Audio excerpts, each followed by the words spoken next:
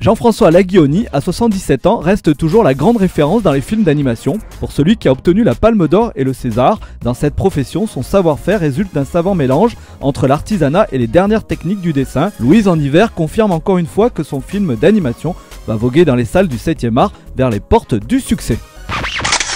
Je voulais revenir à la technique que j'avais quand je faisais des courts-métrages dans les années 70. Donc c'est une technique sur papier où j'ai retrouvé le plaisir du pinceau, de la couleur, etc. Et tremper mon pinceau dans l'eau. Voilà. Et puis travailler sur du papier, c'est quelque chose qui est tellement agréable, tellement plus agréable que sur un écran. Alors par contre, j'avais par la suite une équipe formidable d'animateurs et leur travail d'animation, qui est de la 3D, parce que toute l'animation se fait maintenant en 3D, a été truqué de façon à ce qu'on ait l'impression que les personnages sont peints également sur papier.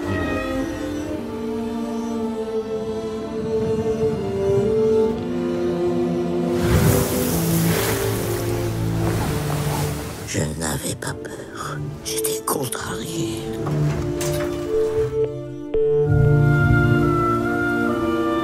Il y a pas mal de souvenirs d'enfance dans ce film, et puis également un hommage à ma maman qui a disparu il n'y a pas très longtemps, qui était très âgée et qui espérait voir le film terminé.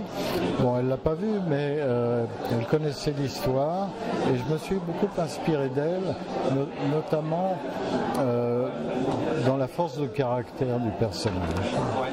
C'est une résistante, c'est quelqu'un qui va découvrir sa liberté, qu'elle ne soupçonnait pas, et elle va se battre contre la solitude et finalement la dominer complètement.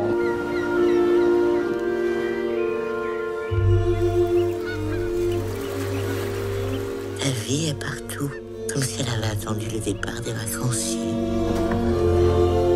Tu crois qu'on peut être puni pour avoir oublié la moitié de sa vie? Tu peux pas comprendre. Les animaux se fichent pas mal de la vieillesse. Qu'est-ce que tu en sais, Louise?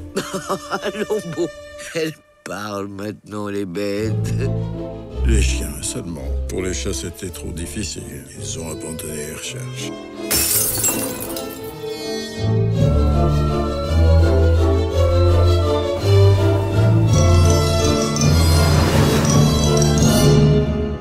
C'est quelque chose que j'ai déjà utilisé dans un court-métrage, La traversée de l'Atlantique à la rame. C'était un film déjà, un court-métrage assez long puisqu'il faisait 20 minutes.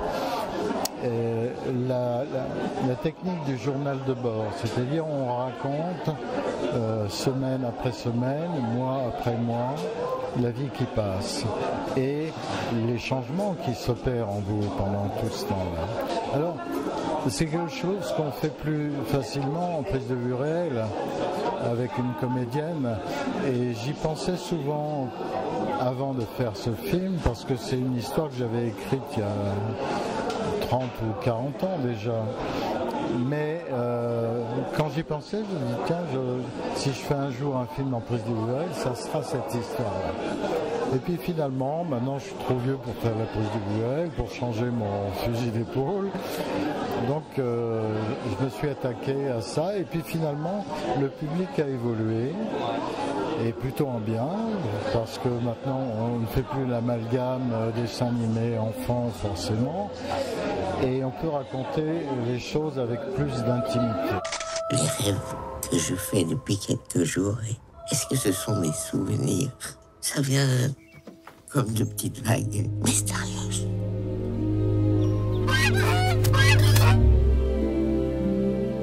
C'était la première fois. C'est drôle, on aurait dit que rien n'avait d'importance. Louise, tout était important.